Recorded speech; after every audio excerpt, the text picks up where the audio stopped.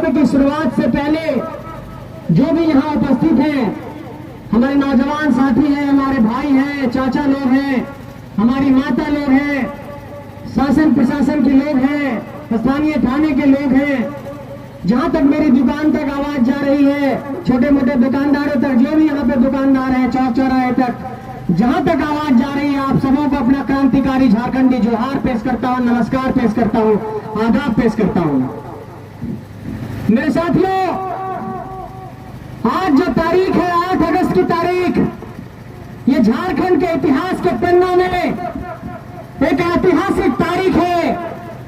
और ये तारीख इसलिए जाना जाता है कि 8 अगस्त को झारखंड की धरती में एक ऐसे सपूत पैदा हुए जिन्होंने झारखंडी माटी को बचाने के लिए, सूदखोरों के खिलाफ जिन्होंने आवाज बुलंद की, जिन्होंने झारखंडी हक अधिकारों की आवाज बुलंद की, लेकिन उनके हक अधिकार की आवाज जो है यहाँ के वैसे लोग जो झारखंड विरोधी ताकत थे बर्दाश्त नहीं कर सके।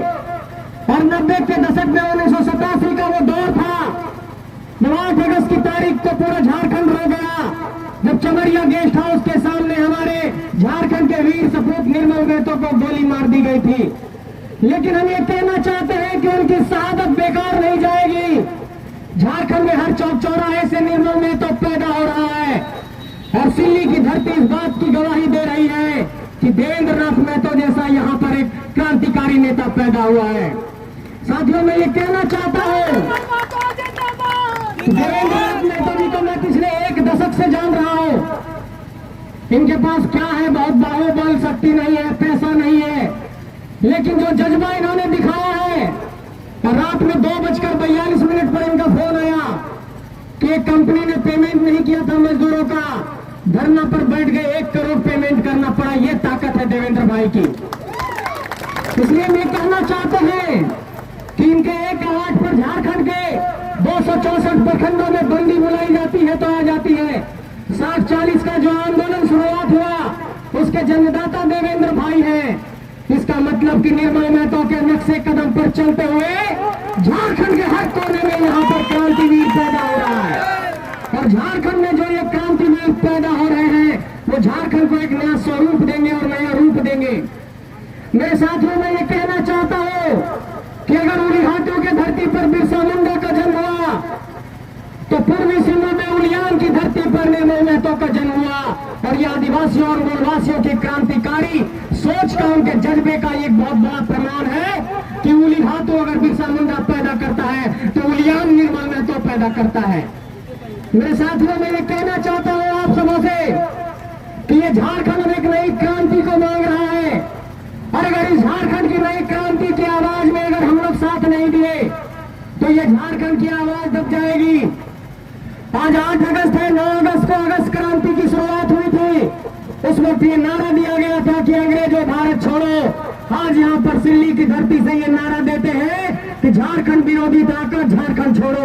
उन लोगों को झारखंड छोड़ने के लिए कहना पड़ेगा।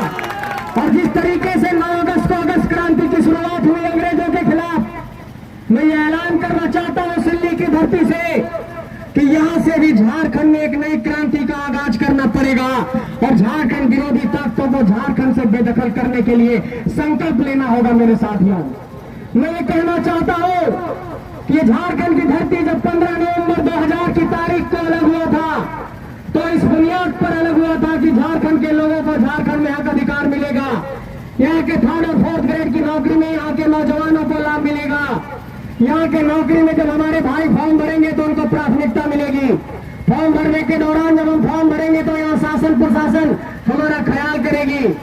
लेकिन पिछले 23 सालों में झारखंड के भीतर ये स्थितियां और परिस्थितियां पनपी है कि यहाँ के हालात जो है झारखंडियों के अनुकूल नहीं है। जब हमारे पास नौकरी की बात आती है तो हमारे पास नौकरी नहीं मिलता है। जब हम नेतृत्व के मसले पर गौर करते हैं तो झारखंड के 81 विधानसभा और 14 लोकसभा सीटों पर 100% स्थानीय सांसद विधायक नहीं है। जब हम इन बातों पर गौर करते हैं कि जहां पर जमीनें ली गई, कंपनियां स्थापित हुई, वहां पर क्या स्थानीय लोगों को रोजगार मिला, तो रोजगार भी नहीं दिखाई पड़ता है। जब हम ये गौर करते हैं कि जो सरकार ने ऐलान किया है कि निजी क्षेत्र की कंपनियों में 75% आरक्षण यहाँ के नौजवानों को मिलेगा, वो भी नहीं मिलता है। इसका मतलब नौकरी हमारा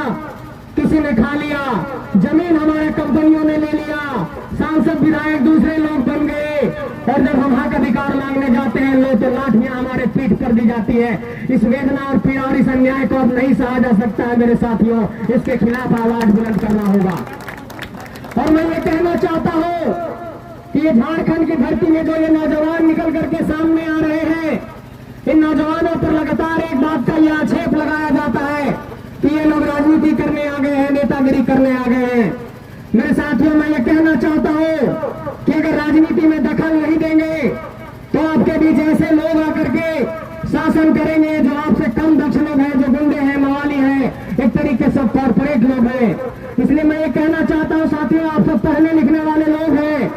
ग्रीस के बहुत बड़े दार्शनिक प्लेटो ने कहा था कि राजनीति में दखल नहीं देंगे तो दूसरे लोग आकर के राजनीति में आपके ऊपर शासन करने लगेंगे, और वैसे लोग शासन करने लगेंगे जो आपराधिक पृष्ठभूमि के होंगे, जो कॉर्पोरेट होंगे, जो गुंडे होंगे, जो मवाली होंगे। और इस झारखंड के भीतर हम ये गौर करते हैं कि अगर कुछ विधानसभा क्षेत्रों, लोकसभा क्षेत्रों को छोड़ दे तो कई सीटों पर ऐसे लोगों ने कब्जा जमा लिया है। मैं आप लोगों को याद दिलाना चाहता हूं मेरे साथियों, अगर लोकसभा के सीटों पर गौर करेंगे, सामने रांची लोकसभा का क्षेत्र है, यहाँ के सांसद झारखंडी माटी से नहीं है। उसके बगल में पलामू में जाइए, वहाँ के सांसद बक्सर की धरती से हैं। पलामू से चतरा में आइए, चतरा के सांसद भी बिहार की धरती से हैं। चतरा से हजारीबाग आइए, वहाँ के सांसद भी बक्सर के हैं। हजारीबाग से धनबाद आइए, वहाँ के सांसद भी झारखंडी माटी से नहीं है। और धनबाद की धरती से चले जाइए संथाल परगना में, तो संथाल परगना के भी जो सांसद है भागलपुर की धरती से आ गए हैं। ये झारखंडी माटी पर एक बहुत बड़ा सवाल है कि क्या यहाँ पर निर्मल महतो पैदा हो सकता है कि नहीं, क्या यहाँ पर सुधीर महतो पैदा हो सकता है कि नहीं, क्या यहाँ रघुनाथ महतो पैदा हो सकता है कि नहीं। आप लोगों को ये मैं आगाह करना चाहता हूँ कि आपको अपनी धरती से फिर से सुधीर महतो, निर्मल महतो, रघुनाथ महतो पैदा करना पड़ेगा। और उस तरह के एग्जाम्पल यहाँ पर हमें दिखाई भी पड़ रहे हैं। और झारखंड में जो ये आंदोलन चल रहा है, इसने नेतृत्व में एक तरीके से नई पौध को तैयार किया है, नए नए नौजवान तैयार हो रहे हैं। और इस कारण से झारखंड के भीतर एक सुगबुगाहट पैदा हुई है, और जो यहाँ की राजनीतिक सत्ता है वो भी घबरा रही है, और वो लगातार इस बात पर चिंतन कर रही है कि आखिर ऐसा क्या कारण है कि इतना बड़ा जनसैलाब लोगों के पास उभर करके सामने आ रहा है। मैं ये सवाल आप लोगों के समक्ष रखना चाहता हूँ मेरे साथियों, ये भीड़ यूं नहीं आ रही है, ये भीड़ जज्बे और सोच के कारण आ रही है। और एक बात और आपको कहना चाहता हूँ कि इन बड़े पूंजीपतियों से, इन बड़े साथी लोगों से, इन चालाक लोगों से ऐसे ही नहीं लड़ पाइएगा। आप 4 दिन में कोई कॉर्पोरेट नहीं बन सकते हैं। और हम ये कहना चाहते हैं कि इस लड़ाई को सिर्फ जज्बे और हौसले के बल पर लड़ा जा सकता है, इसलिए हौसला और जज्बा बरकरार रखिएगा, ये आप सबसे कहना चाहता हूँ मेरे साथियों। मैं साथियों एक बात और कहना चाहता हूँ कि झारखंड में इस वक्त जब विधानसभा का सत्र चला, मानसून सत्र में, उस वक्त 60-40 की नियोजन नीति पर कोई स्पष्ट रूप से सरकार का पक्ष सामने नहीं आया। इसका मतलब कि 60-40 की नियोजन नीति चलती रहेगी। मैं ये कहना चाहता हूँ सिल्ली की इस धरती से कि झारखंड में 26,000 शिक्षकों की नियुक्ति निकलती है, और नियुक्ति के उस विज्ञापन में ये कहा जाता है कि जेटेट पास अभ्यर्थी को हम जो है परीक्षा में शामिल होने देंगे और उनकी नियुक्ति लेंगे। लेकिन मैं ये सरकार से पूछना चाहता हूँ कि सिर्फ 2013 और 2016 में जेटेट की परीक्षा हुई, तो शिक्षकों की आप नियुक्ति कैसे करेंगे, ये सवाल का जवाब दीजिए। जब आपने जेटेट लिया ही नहीं तो नियुक्ति का फॉर्म कैसे निकाल देते हैं, इसका जवाब दीजिए। मेरे साथियों मैं ये भी पूछना चाहता हूँ यहाँ की राजनीतिक सत्ता से कि क्या 23 सालों में झारखंड की स्थानीय नीति नहीं परिभाषित हो सकती थी। ये सवाल सभी लोगों से है जो लोग भी सत्ता में रहे हैं। और मैं ये कहना चाहता हूँ कि जिस पार्टी के अध्यक्ष रहे वीर निर्मलदा, जिस पार्टी की उन्होंने स्थापना की, जिस आशु को उन्होंने बनाया, ये सभी लोग सत्ता में रहे, लेकिन झारखंड के कल्याण को लेकर इन्होंने कभी चिंतन नहीं किया। इसलिए झारखंड में एक बड़े राजनीतिक बदलाव की जरूरत है। इन लोगों ने निर्मल महतो को ठगा है, इन लोगों ने रघुनाथ महतो को ठगा है, इन्होंने बिरसा मुंडा के शहादत को ठगा है, इन्होंने सिद्धू कानू को ठगा है, इन्होंने नीलांबर पीताम्बर को ठगा है, इन्होंने झारखंड के तमाम क्रांतिकारियों को ठगा है मेरे साथियों। और साथियों लोग ये लगातार सवाल करते हैं कि कहां से लाएंगे 81 विधायक और 14 सांसद। उसका मैं यह जवाब देना चाहता हूं कि झारखंड के 24 जिलों के 5 प्रमंडलों के 264 प्रखंडों में 4,345 मुखिया इसी माटी ने बनाया है। 536 जिला परिषद इसी माटी से बने हैं।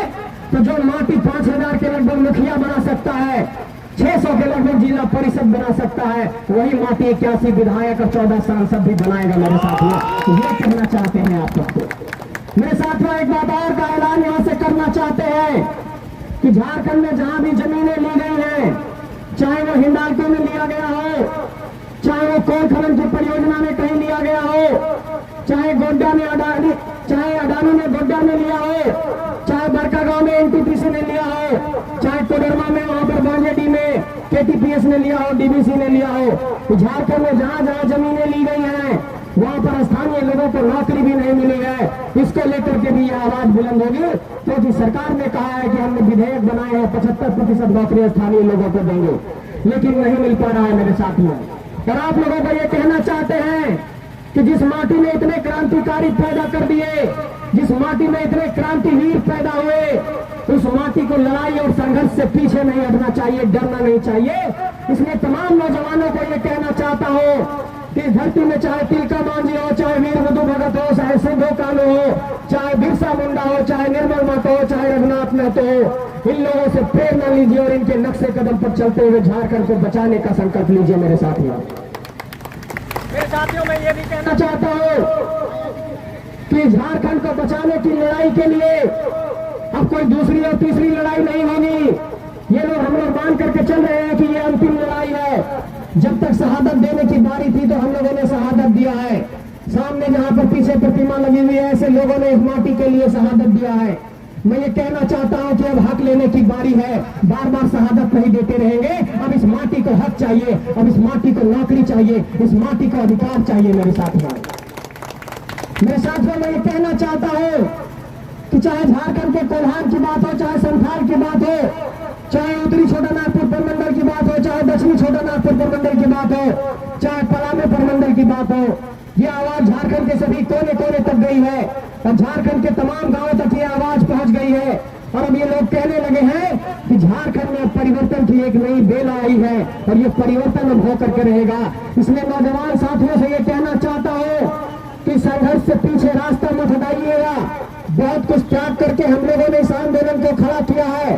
23 दिसंबर 2021 को यह आंदोलन खड़ा हुआ था और अब आप देखिए कि अगस्त 2023 के महीने में है और क्या कोल्हान की भर्ती, क्या हजारीबाग की भर्ती, क्या चतरा की भर्ती, क्या सिल्ली की भर्ती, हर जगह जनसैलाब उमड़ रहा है। और ये जनसैलाब इस बात की गवाही है कि झारखंड परिवर्तन के लिए तैयार हो गया है। मेरे साथियों, और भी कई बिंदुओं पर आप लोगों का ध्यान दिलाना चाहता हूं कि झारखंड को किस तरीके से लूटा जा रहा है और किस तरीके से पिछले दरवाजे से झारखंड के नीतियों को, नियमों को, कानूनों को, विधेयकों को एक बड़ी साजिश के तहत फंसा दिया जा रहा है कानूनी दांवपेच में। जब भी झारखंड के हक अधिकार के लिए कोई कानून बनता है तो आप गौर करते होंगे, या तो उसकी शिकायत राजभवन में चली जाती है या तो हाईकोर्ट में मामला फंसता है। मैं ये कहना चाहता हूं कि उन 72 विधायकों को कि जिन लोगों ने हमें लिखित तौर पर यह कहा कि हम 60-40 की नियोजन नीति के खिलाफ है, उन विधायकों से यह सवाल करना चाहता हूं कि वही इच्छा शक्ति सदन के भीतर आप क्यों नहीं दिखाते हैं? कागज पर लिख करके तो दे देते हैं, लेकिन सदन के भीतर क्यों चुप हो जाते हैं? ये दोहरा चरित्र स्वीकार्य नहीं है और विधायकों को यह संदेश देना चाहते हैं। मेरे साथियों, एक बात और याद करिए कि झारखंड में ओबीसी को आरक्षण 27% नहीं है। झारखंड के 7 जिलों में ओबीसी को आरक्षण 0 है। मैं ये सवाल पूछना चाहता हूं कि क्या झारखंड की सरकार मंडल कमीशन की सिफारिशों को भी नहीं पढ़ी है? क्या झारखंड का ओबीसी समुदाय 27% आरक्षण लेने का हकदार नहीं है? तो आखिर झारखंड में अगर हम ये कह रहे हैं कि 60-40 की नियोजन नीति नहीं चलेगी, अगर कमोबेश मान लेते हैं कि सरकार बहुत जिद पर आकर के उसको किसी तरीके से 90-10, 80-20 करती भी है, तो जब आरक्षण का रोस्टर ही नहीं है यहाँ पर तो सरकार नियुक्तियां कैसे करेगी? इसका मतलब कई वर्ग जो है अधिकार लेने से भी वंचित रह जाएंगे। इसलिए इन आरक्षण के मसले पर भी लड़ना होगा कि जब नियुक्ति हो तो एसटी समाज को, एससी समाज को, ओबीसी समाज को, अकलियत समाज को बराबर हक मिले, तभी समाज में संतुलन बरकरार रहेगा। मेरे साथियों, मैं ये कहना चाहता हूं कि 1932 के आधार पर जो विधेयक बना और 9वीं अनुसूची में जिसे शामिल करने की बात कही गई थी, उस विधेयक को राज्यपाल महोदय ने वापस कर दिया था। मैं ये कहना चाहता हूं महामहिम राज्यपाल महोदय से भी कि झारखंड की 3.25 करोड़ की आबादी जिस कानून का मांग कर रही है उसे बार बार आप संवैधानिक पहलू का हवाला देकर वापस नहीं करिए, झारखंडी की भावनाओं का भी ख्याल रखिए। उनसे हम कहना चाहते हैं, अनुरोध करना चाहते हैं। मेरे साथियों, एक सवाल का यह भी जवाब देना चाहते हैं कि लोग कहते हैं कि स्थानीय नीति 1932 के आधार पर जो मांग रहे हैं ये कोर्ट में स्टैंड नहीं करेगा, इसका समाधान का रास्ता क्या है? साथियों, हम लोगों ने सभी भाषणों में, सभी मंचों में इस बात की वकालत किया है और ये कहा है कि 1932 के जो पूर्व के सर्वे रहे, चाहे वो 1908 का सर्वे रहा हो, चाहे 1932 का सर्वे हो, और चाहे उसके पश्चात के 1954 का सर्वे हो, चाहे 1964 का सर्वे हो, चाहे जिला आधारित अंतिम सर्वे हो, हम लोगों ने कहा है कि 1932 का सर्वे एक रिविजनल सर्वे है, उससे कई एरिया कवर होता है, लेकिन जो एरिया 1964 में कवर होगा वहां पर 1964 को भी मानेंगे, जहां पर जिला आधारित अंतिम सर्वे होगा वहां पर वो भी मानेंगे। ये इसका रास्ता है मेरे साथियों। एक सवाल और लोग कहते हैं, जो बाहरी ताकत यहाँ पर है, वो ये कहते हैं कि ये झारखंडियों की मांग जायज नहीं है, ये झारखंडी लोग जो है गैर संवैधानिक बात कर रहे हैं। मैं ये सवाल पूछना चाहता हूँ कि आप अनुच्छेद 371 को पढ़िए संविधान का, उसमें ये लिखा हुआ है कि नागालैंड में सिर्फ नागा लोग ही जमीन खरीद सकते हैं। 371D में ये लिखा हुआ है कि आंध्र प्रदेश की नौकरी में आंध्र प्रदेश के लोगों को प्राथमिकता मिलेगी। तो मैं ये सवाल करना चाहता हूँ कि अगर 370 की धारा हट सकती है तो 371 में झारखंड को शामिल भी किया जा सकता है, इस पर सरकार पहल करे। और जिस तरीके से मानसून सत्र देश की सबसे बड़े पंचायत में चल रहा है, उन 14 लोकसभा सांसदों को ये संदेश भेजना चाहते हैं कि झारखंड के भीतर जो इतना बड़ा आंदोलन चल रहा है, इतनी बड़ी जो आवाज गूंज रही है, इस आवाज को देश के सबसे बड़े पंचायत, लोकसभा और राज्यसभा के भीतर भी रखिए कि झारखंड की एक बहुत बड़ी आबादी वहां पर स्थानीय नीति और नियोजन नीति की मांग कर रही है। और मैं ये कहना चाहता हूँ और सिल्ली की धरती से ये कहना चाहता हूँ कि 9 और 10 अगस्त को आदिवासी दिवस भी मनाया जाना है और इस झारखंड को आदिवासियों और मूलवासियों ने मिलकर के संवारा है और सींचा है। और जिस तरीके से मणिपुर में आदिवासियों के साथ अन्याय हुआ, जिस तरीके से 77 दिनों के बाद इस देश के वजीर आजम, इस देश के माननीय प्रधानमंत्री की आवाज खुली और उन्होंने कहा कि मेरा हृदय बहुत द्रवित है, मेरा हृदय जो है सो पीड़ा से भर गया है। उन लोगों से भी ये सवाल पूछना चाहता हूँ कि 77 दिनों तक जब आदिवासियों पर लाठियां चल रही थी, गोलियां चल रही थी, मारकाट हो रहा था, तो आप लोग कहाँ थे? सदन के भीतर इस पर चर्चा क्यों नहीं होती है? सांसदों को निलंबित क्यों कर दिया जाता है? इसलिए झारखंड के 14 लोकसभा के सांसदों, 6 राज्यसभा के सांसदों, आप लोगों को ये संदेश भेजना चाहते हैं कि झारखंड की ये जो जनभावना है, स्थानीय और नियोजन नीति की जो मांग है, उसको सदन के पटल पर रखिए और झारखंड की आवाज को देश के सबसे बड़े पंचायत, लोकसभा और राज्यसभा के भीतर भी रखिए। तभी झारखंडी ये मानेंगे कि आप झारखंड से जो चुन करके आए हैं, झारखंड के बारे में सोचते हैं। मेरे साथियों, हम लोगों का कई लोगों ने इस बात पर मजाक उड़ाया कि अरे 20-30 साल का नौजवान लोग कहता है कि हम लोग 14 को सांसद बनाएंगे।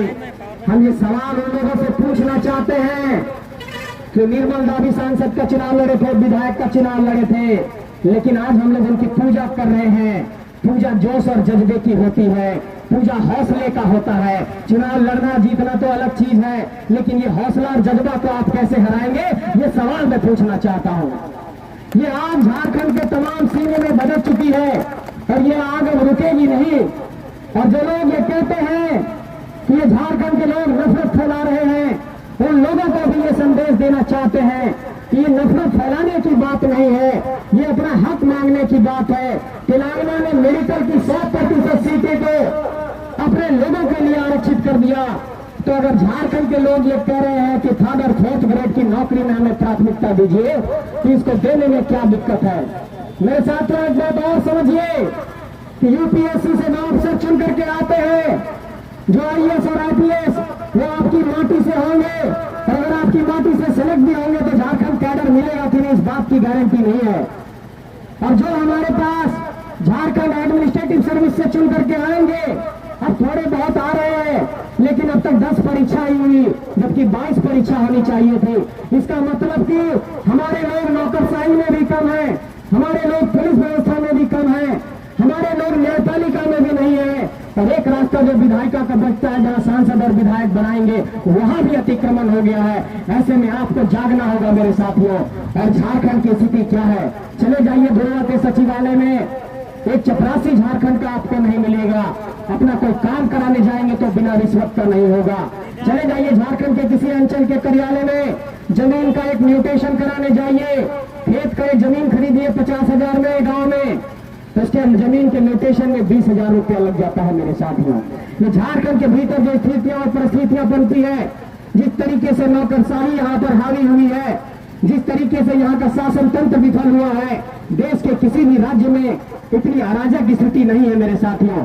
दिन दहाड़े गोली चली जाती है, अस्पात की पुलिस कस्टडी में मौत हो जाती है बड़ी में, सुभाष मुंडा पर गोली चल जाती है, कल रामगढ़ में माही रेस्टोरेंट के मालिक के ऊपर गोली चल गई। ये झारखंड में जो अपराध की स्थितियां हैं, आखिर ये कब तक चलती रहेगी? इसलिए ये सवाल उठाना चाहते हैं और राजनीतिक सत्ता से, पुलिस व्यवस्था से, नौकरशाही को ये आगाह करना चाहते हैं कि झारखंड में इस तरीके से लूटने से काम नहीं चलेगा।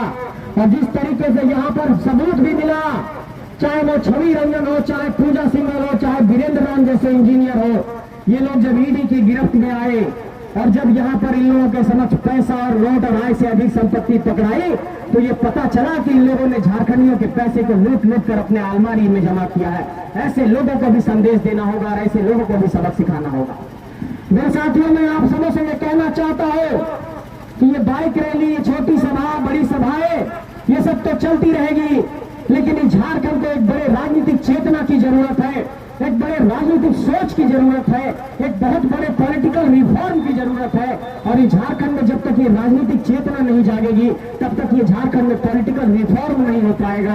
और झारखंड को अगर एक नया स्वरूप देना है और अगर नया संरचना देना है, अगर झारखंड को सींचना है, तो हम सबको मिलकर के इस आंदोलन के रास्ते को, इस आंदोलन के सफर को आगे बढ़ाना होगा।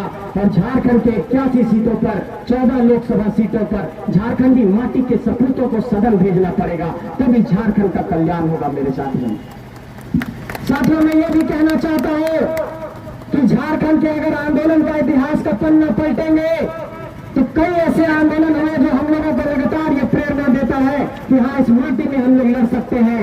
आप गौर करिए कि इस धरती पर 1783 के ईस्वी में तिलका मांझी ने अंग्रेजों के दांत खट्टे किए, 1882 में वीर मुझे भगत ने दांत खट्टे कर दिए। और वो याद होगा आपको सिद्धू कानू का आंदोलन, चांद भैरव का आंदोलन, भोले झानो का आंदोलन 1855 में हुआ, 1895 में बिरसा मुंडा लड़े। लेकिन गौर करिए मेरे साथियों कि हमारा इतिहास लिखने वाले लोग कोई नहीं थे, इसलिए कहा जाता